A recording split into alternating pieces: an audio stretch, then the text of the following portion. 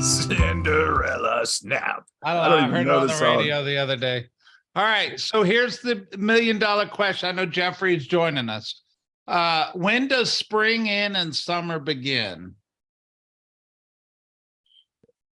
I mean, the official date, isn't it like June 20th? I think it's like June 23rd, but what about the real estate date? I've always felt like it's as soon as the kids are out of school. Yeah. So right now. So should we see a change in numbers or no? It would be seasonally accurate to believe that. Yeah. And we're going to go look at numbers, obviously. I was just curious. Yeah. In my head, there's always been a defining definition between a spring market and a summer market. And I'm going to go out on a limb and say it's blurry this year. Like, go ahead, Jeffrey. I was going to say, what was it previous? Like, what are you comparing it to? When did it use history over the last 20 something years? I mean, the spring market would have a ramp up and then it would just be a warm, hot summer market, right? Like it would just stay hot and then it would slowly taper off towards the end of the summer, right? But what was the defining spring to summer that you were asking? So my experience is we would ramp up to about March and then we would hold and then summer would go up even higher. And right now, I'm not sure we're seeing that kind of a bell curve. It's all I'm saying. Right. Yeah. Let's see the data. Let's talk through it. There we go. Pulling it up now. Hey, FYI, when you go to therealestatestats.com, you've got to create an account these days. And just do that. We'll accept it, obviously. And it is top-notch stats, fast, simple, and beautifully delivered. I use it every day. Thank you very much. So I'm going to do this and do this timeline. This is this year to date, right? So obviously, don't mind the drop off at the end because that's that goes back to zero. But this is where we're at right here. June 5th in Fulton County had 672 active listings. Under contract 137, closings 214. And then of course the expireds peak up at the end of every month anyway. But expired listings went up to 85, which is not a lot for the size of Fulton County. But if I take this chart off and I just pull down some of these numbers here, what do you see in the trajectory lines? Active inventory's on its way up. It's a slow climb, but it's still going up. The pending line it went up and then it's kind of slowed down over the last 30 days a little bit, maybe. And I think it's going to go back up in the next 30 days. The closing line did the same kind of thing. It's up. And it came down a little bit, then went back up. And then the active under contract is just a slow climb up is what I'm seeing. Are y'all seeing anything different? How would you define? So each, it looks like every month or so you get that dip, that one, and it looks like it potentially may have been Memorial Day. But that's closing. So that's not because we were all off work Memorial Day. That was stuff happening. This is Memorial Day right here. But that's activity that was happening a month ago, pretty much. Well, no, or people don't like the people in their house on holiday weekends, gotcha. Right? So they take their house off or they don't list their house till after the holiday weekend, that kind of thing. These are all June 1st listings right here. Gotcha. But I mean, outside of that weekend, it's been a pretty steady over 600 a week new listings, which is a pretty good number. And all the rest of these lines are just a slow increase, right?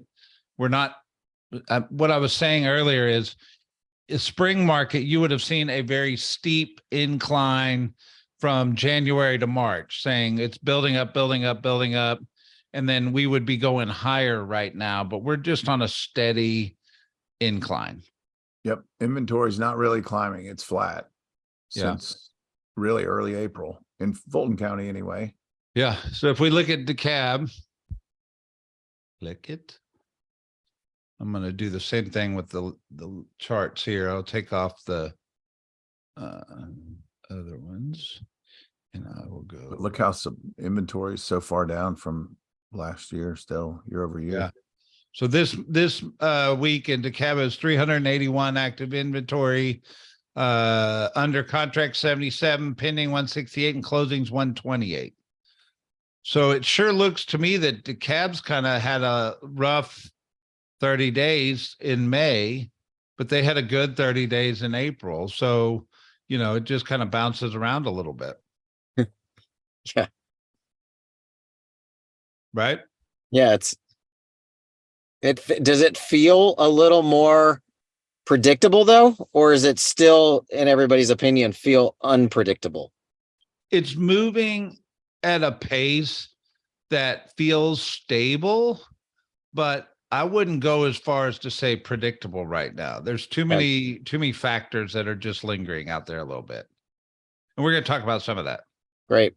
All right, let me hit Cobb real quick and see if it's any different.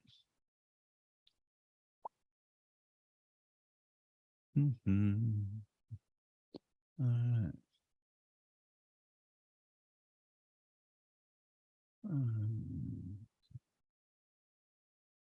There you go. So this week, 378 active, 98 active under contract, 145 closed. Same story as DeKalb. It looks like the last 30 days kind of dragged a little bit, but the previous 30 days were on an incline, so they're bouncing around a little bit. It's But the irony, Jeffrey, is our market center had its best May in a long time. So not everybody's having the same success as the MLS. And that just goes to prove we're just talking generalities here. You got to create your own reality inside of your business. right. You got to get your unfair share, because you can't on the mark. You can't expect or hope even that the market's going to take care of you with a, you know, an increase or a swell. Yep. There you go. All right. So what's the message? If we're looking at these numbers, and it's sure, if I was listening in, it sure doesn't sound like y'all are talking about the market's on fire, right? So I don't think we're saying the market's on fire. We're saying the market's stable and it's on a steady incline, but you still have to go get yours, right? Well, I'll pause. What would you say the message is? I feel like it's the same message as it's been for a year and a half. Working agents work. Agents who are reaching out, as Rick's talking about, for the market share, they're getting it. Yeah. They're getting it. And it may not feel like it used to feel, but working agents work. So I'm going to be a little vulnerable for a second. I was one of those students in high school that didn't really have to study. Like, I just picked it up. I did good. I was, and I got into a good college, and somewhere around my sophomore year in college, I just got hit over the head with, hey, what you've always done isn't going to get you where you need to go. And all of a sudden I had to go study. And all of a sudden I had to really purposefully dive in to figure out how to learn this material and get a good grade and perform differently. But I had to create a different way of doing it. I think this analogy is what a lot of people are experiencing in real estate. What was easy may need a different level of approach from you to find greater success today. Just like I had to figure out how to go study, and I just never had to study, right? In order to get the grades to get the degree and all that fun stuff. And I'm saying in real estate, I think we're in a market now that's probably going to require some different things from our agents to create levels of success. What are you hearing me say? Or you got a different thought, Rick? To me, I mean, it's always the same in some ways, and then it's different in others. And the same part is Whoever has the listing owns the opportunity. You're virtually guaranteed a commission unless your house is really detrimented in some way. I mean, expireds, I think it looked like they were around 13, 14%. That's about half the historical average. So if you get a listing, you're almost guaranteed income. If you don't have a listing, you're still vulnerable to the market, dynamics of buyer demand. And if there's multiple offers, there's still irrational behavior because of supply and demand. I think there's a higher than normal percentage of sellers who are locked into really good interest rates, who aren't compelled to make a move simply because they're comfortable where they are, and they're patiently waiting to see what happens. And I think there are a few buyers in the same boat who are uncertain and are comfortably waiting. And so I think the skills-based part of this is what conversation and questions should you be asking that's so compelling that they're willing to take a risk, knowing that on the other side of it, they're in a better place, either with the style and the experience of the home that they're going to move into, or maybe capturing some gains while the market's still percolating, consistently. And, is it downsize, right size, upsize? These are conversations that require deeper levels of, compassionate consulting. Absolutely. You've got to really know the market to be compelling. You can't just tell someone this is a great time. You've got to be able to show them. This is like Missouri, the show me state. You got to be able to use data and stats, because not all markets are equal. There are opportunities in every market, and your skill set should lead them to the promised land of that best opportunity available. 100%. All right. On RIS Media, there's an article this week that talks about investor market share remains high. New analysis finds. Here's the question. Should you have a strategy inside of your business to have conversations around building wealth through real estate? Should you be attracting people that want to invest in real estate? If you've never done this, you're missing it. Hey, Rick, how did you used to introduce yourself when you were a brand new agent? I remember you telling me this story, and I hope it's the same story. But what was your title? What did you do for a living? Well, I stopped calling myself a realtor because there were 10,000 realtors in my market area. I'm a wealth builder. I'm here to help you build wealth. I don't know a truly wealthy person without real estate in their active portfolio. How's your portfolio coming along? And then I would stop talking. That was my simple script to create intrigue. So we're bringing a product to the Heart of Atlanta group. We had a quick meeting last week on it called iFinder, which is going to actually help engage some of these conversations. It would be my hope.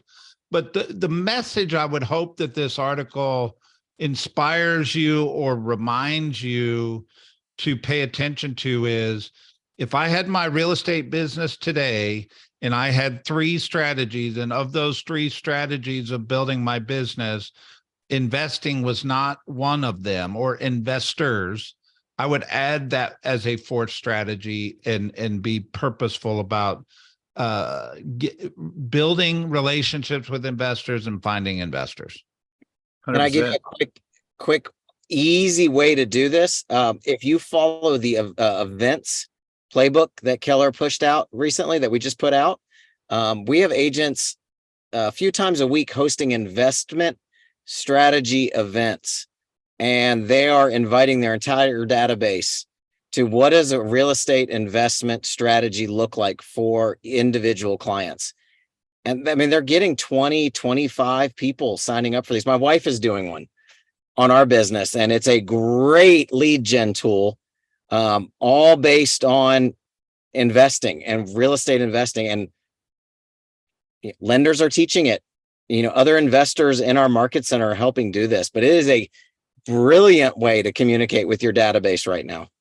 Yeah. Well, and the key question, I mean, I'm certain if you're out networking and connecting with people, the question's coming up a lot. Is this a good time to invest in real estate?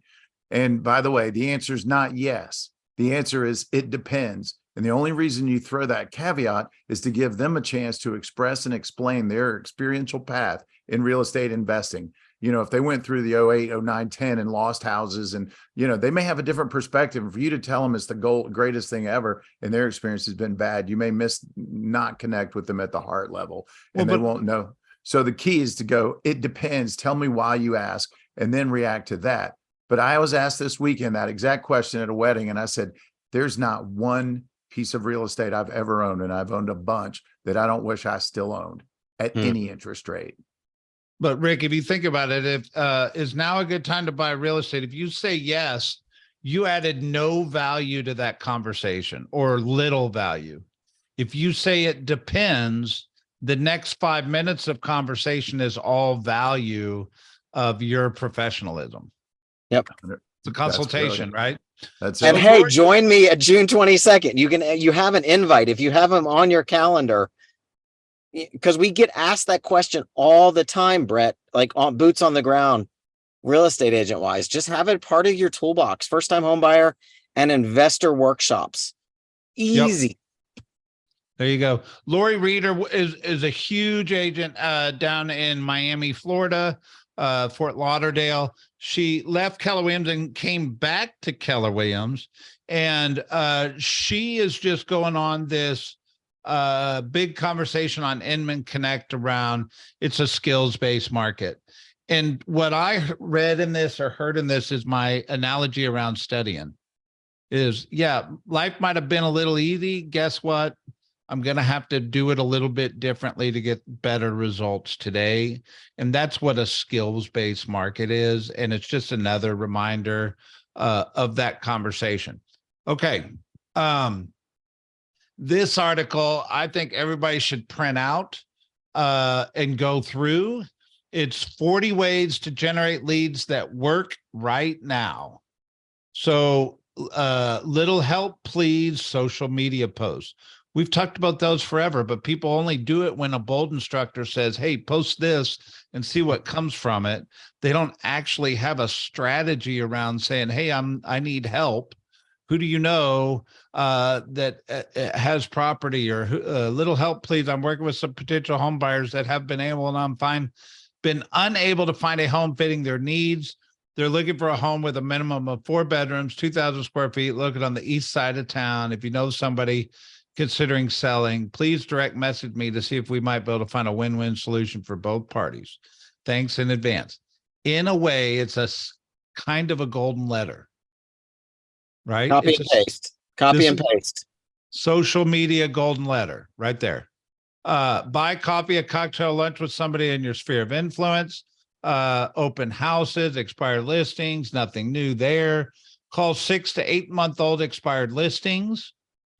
Host a first-time homebuyer seminar. We just talked about first day investor seminar. Develop a buyer's guide to newly engaged couples. Optimize your Google My Business. There's so many things here. There's 40 of them. But I think that we're sitting on our heels, and this is your encouragement to get on your toes and get out there and move towards that skills-based market. Help top producers with the overflow of leads they have. They have call lists. Every top producer has a call list of old leads. Call renters for buyer leads, unsolicited video CMAs. I would call it an equity analysis. I wouldn't call it a CMA, but I think there's so many things here. Go ahead. On that, if you're in the northwestern counties of Georgia, property tax bills hit. And everybody is up in arms over the increase in property tax. Perfect time to slide in there and provide unsolicited CMAs of what is their, I mean, good grief, you're digging through Remine and digging through property tax records in neighborhoods that you farm.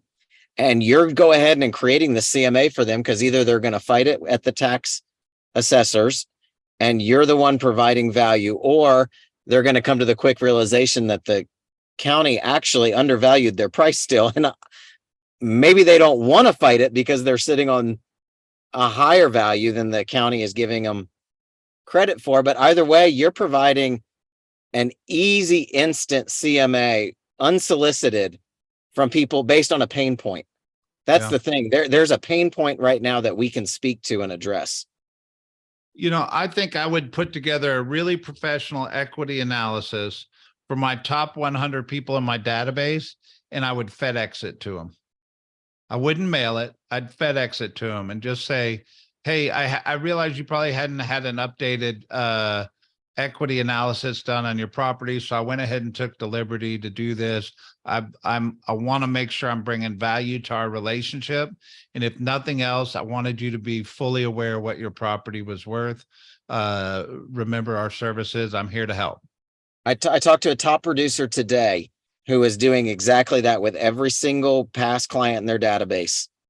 Are they Because of the FedExing pain it point. or are they mailing it? They're emailing it. They're not FedExing it, but they are jumping on it. They're not waiting for them to ask for it. Yeah. They're So providing it. I think this article on Inman's a great article, 40 ways to generate leads. I would encourage everybody to check it out. I hate when it does this. Hey, Brett, I went ahead and threw in last week. I don't know if we shared it or not. I think it came up, but a contact sphere list for networking. Just cross-reference your database and make sure you've got representatives from every aspect or area of your community, and be strategic about sniping instead of shotgunning for people in your database to add, especially if you have a mature database. And just the simple reminder that your database is your business, and that, get back to the basics. And now networking groups like BNI and PowerCore, they're more valuable than ever, especially as things thin out and there's less opportunity. You need more people working for you and with you. But Rotary, Chamber of Commerce, strategic database expansion is the key to surviving any shift. There you go. This one comes up about once a year. Here's where you draw the line on social media content. So there's two schools of thought and two arguments here. One is, I only want to do business with people that think, look, and like me, and I want to be able to speak my mind. And if the people in my Facebook are all going to have the same values as me, and that's okay. That's who I want to do business with anyway. And the other side of that argument is, do you want to do business with all people, inclusive, and that way you maximize your opportunity to build your business? And they're individual perceptions, so they're both right. Here's my thoughts on it. Is social media's today's day and age, I think, is pushing more people away from you than it is bringing people closer to you, if you're making opinion-based posts. Yeah, I'll leave it that way. So it's just a matter of the difference between amateur and professionalism. I would lend you to want to be more professional and be cautious of what you put in a social media environment. That's all. I saw the article, and it always pops up into conversation and creates great conversation. Brett, I'm a big command user, and I'm a big playbook. The social media playbook takes all of the thinking out of this for you. So if you're struggling on the balance and struggling with what's appropriate and when to post, look at those playbooks, because it gives you a day-by-day calendar and a step-by-step on how to follow it. Yeah. So Jeffrey, G-string bikinis when not on a beach or at a pool. That is not on Gary Keller's day 5. I promise you. 70% personal. Anyway, this whole thing goes off the rails every time I talk about it. But yeah, I wouldn't post that. I do think there's a professionalism that people need to maintain in a social media environment. But an appropriate 30% personal is beneficial to your business, as long as it's appropriate. Yeah. So what's our message this week, gentlemen?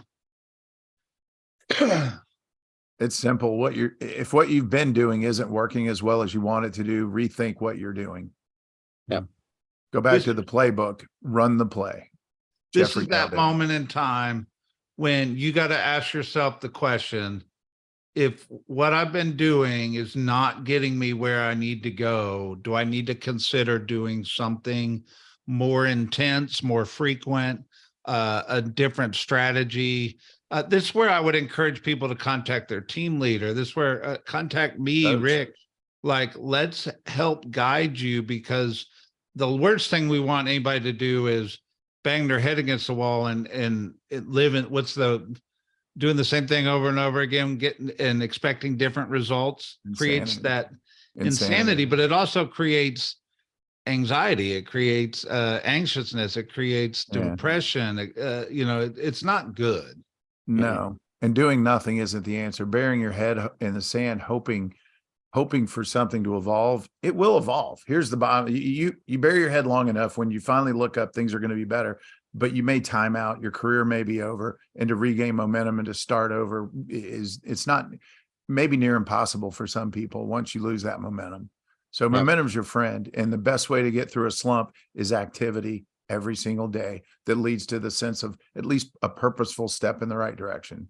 And There you that's go. where, if you're not clear on the first, second, third step, seek out wise counsel. Difference between people that are super successful and marginally successful is a willingness to ask for help.